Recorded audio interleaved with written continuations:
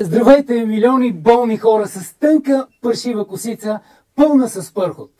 Днес с Здравко Дракула ще разгледаме няколко начина, с които може да се освободите от този проблем. За тази цел ни е необходима една баничка с сиренце, една роза, разбира се, за аромат, около 70-80 грама свинска маса и филтър. Увийте филтъра, за да нямаме стърготини. Това е, което ни е необходимо. Накъсваме го на малки парчета. След това затваряме.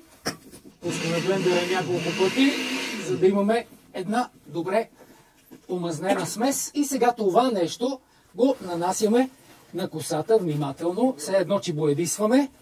Най-вече трябва да имаме мазничко върху корените. Така вече косата започва да се храни.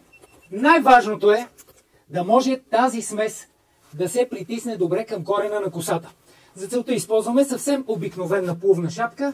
Оставяме шапката така, че да притисне добре витамините и хранителните вещества вътре в косата. Важно е да запомните, че с тази шапка трябва да седите поне 3 месеца. Тя е много удобна и вътре се зараждат необходимите бактерии, които отстраняват пърхота, започват да хранят косата и след 3 месеца вие имате дебел, здрав и добре нахранен косъм. Благодаря ви за вниманието.